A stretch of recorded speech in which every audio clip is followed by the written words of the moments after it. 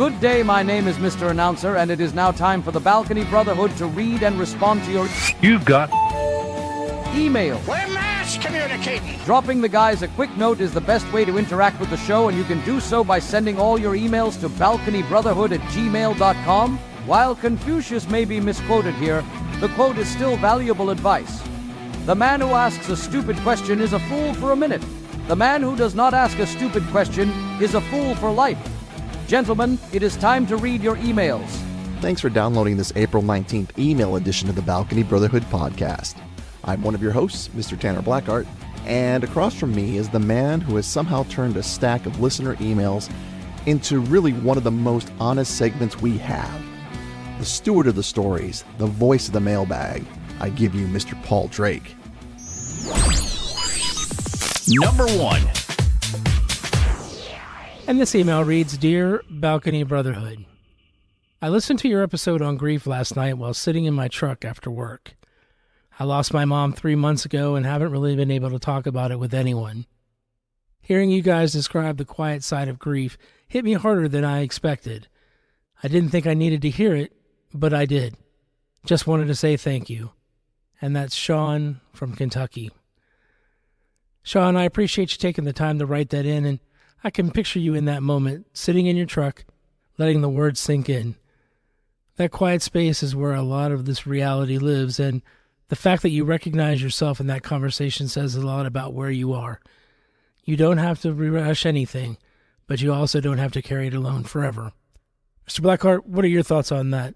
That image right there, sitting in your truck after work, that's where a lot of this actually lives. Not in the big moments, not in front of people, just in those quiet spaces where everything finally catches up to you.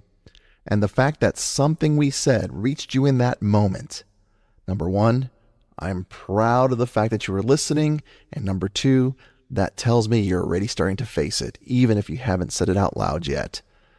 You don't have to rush it, but you also don't have to keep it locked in forever. Number 2.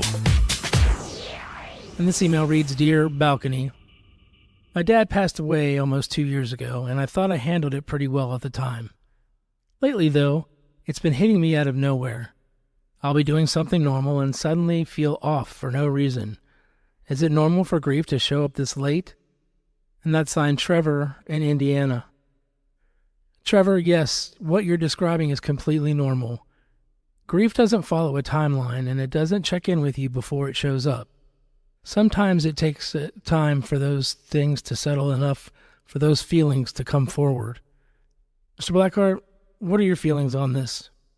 Yeah, that's how it works more often than people realize.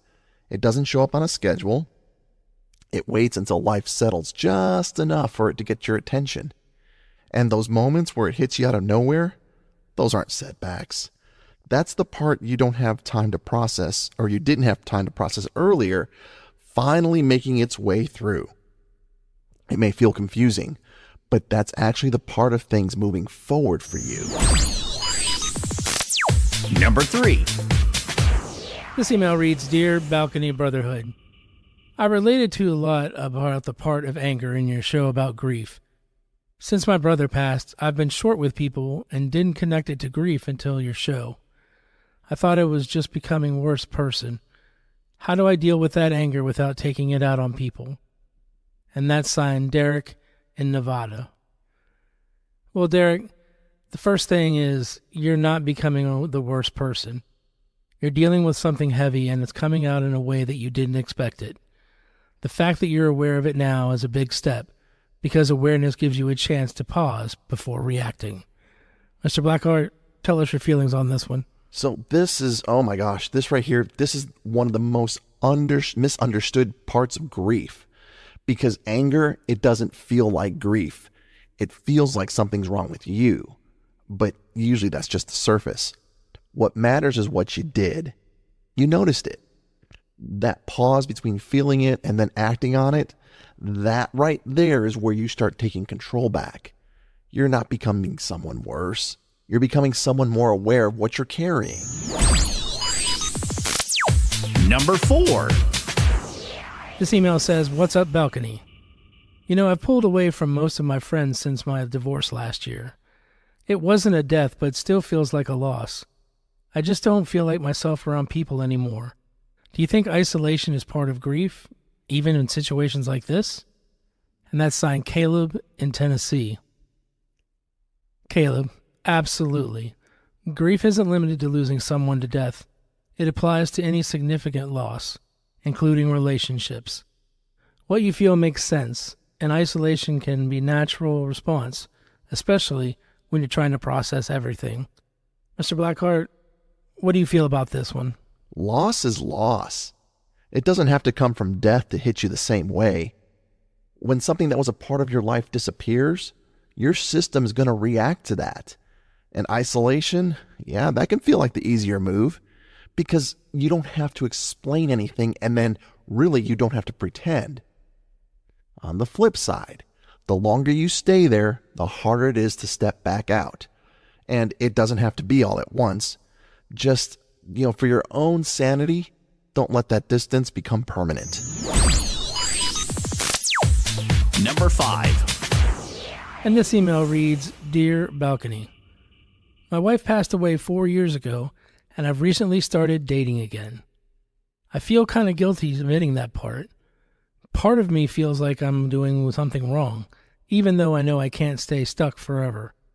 Did you ever come across that feeling in your research or conversations? And that's signed Ronald in Pennsylvania. Ronald, that feeling is common more than you realize, and it comes from a place of respect and love. You're not replacing your wife, and you're not erasing what you had. You're continuing your life, which is something that she would really want you to do. Mr. Blackheart, how do you feel about this one? That feeling, that guilt, that usually comes from respect, not wrongdoing. It's the part of you that knows what you had mattered. But continuing your life doesn't erase that. It doesn't replace it. It just means that you're still here and you're still living.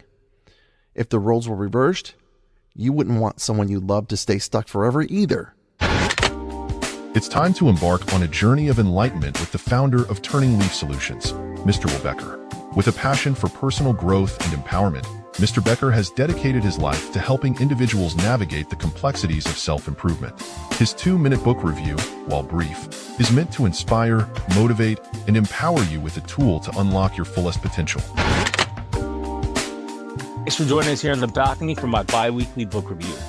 This week's book review is The 7 Levels of Communication by Michael Marr. Imagine you are a real estate agent named Rick Masters. Your business is failing, the economy is crashing, and you're stressed out. This is how the 7 levels of communication begins. Instead of a boring textbook, Marr tells a story about how Rick meets a mentor who teaches him that generosity and communication are the real secrets to success. The heart of this book is the communication pyramid. Marr argues that not all ways of talking are equal.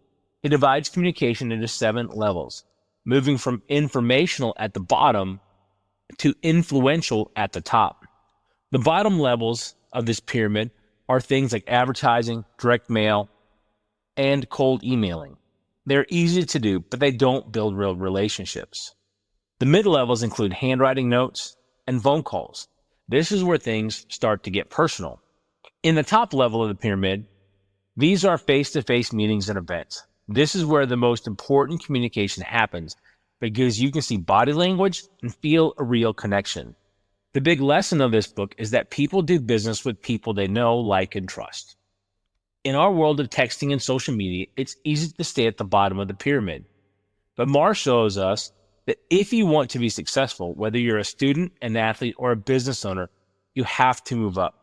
Communication isn't just about talking, it's about listening. In the book, Rick learned that by asking questions and truly caring about the answers, he can help others. When you help others get what they want, they naturally want to help you back. Even though this book is written for people in business, the lessons work for everyone.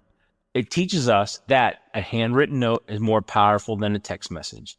Listening is more important than talking. Real relationships are the foundation of a happy life. If you want to learn how to be a referral legend or just a better friend, this book is a great guide. It reminds us that in a world full of technology, The most powerful tool we have is a simple, honest conversation. Thank you for joining us here on the balcony, and remember, books are the ultimate cheat code to life. Happy birthday!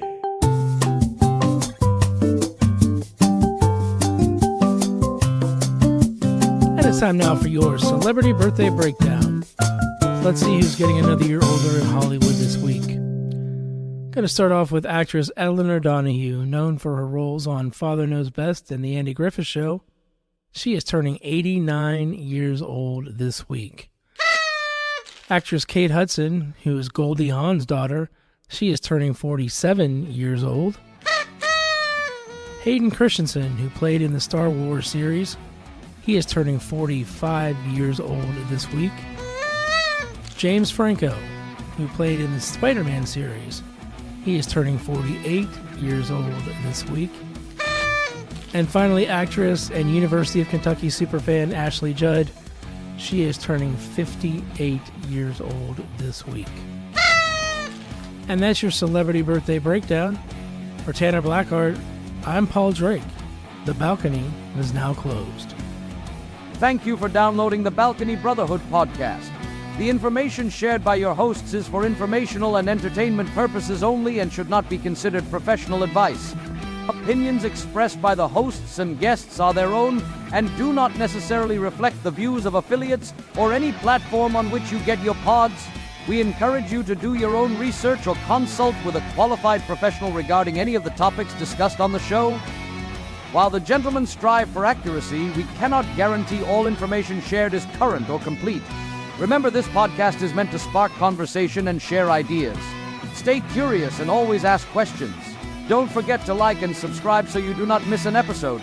Until next time, my name is Mr. Announcer, encouraging you to be the best person that you can be. Cheerio and Hakuna Matata.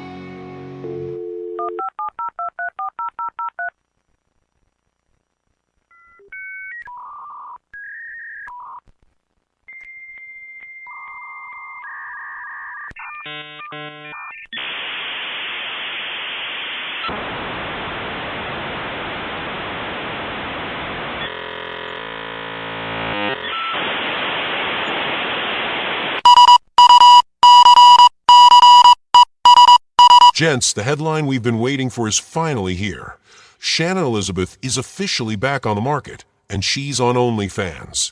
After nearly 5 years of marriage, the American Pie star filed for divorce this week from her husband, Simon Borkert. According to legal docs, Shannon is citing irreconcilable differences and claims they've been separated since last September. But here's the kicker for the squad. The paperwork barely had time to dry before she announced her new OnlyFans page. She's calling it her new chapter and says she's reclaiming her narrative to show a sexier side that Hollywood wouldn't let her show. Keep in mind, guys, this is the same woman who just 12 months ago was calling Simon her soulmate and mirror image. Now she's taking control and getting wild. Simon's officially out, and the subscription link is officially up. So for all you hopeful ones who've been waiting since 1999, Shannon Elizabeth is single, and she's on OnlyFans. Go get your research and stay sharp. Don't forget to like and subscribe. Like and subscribe.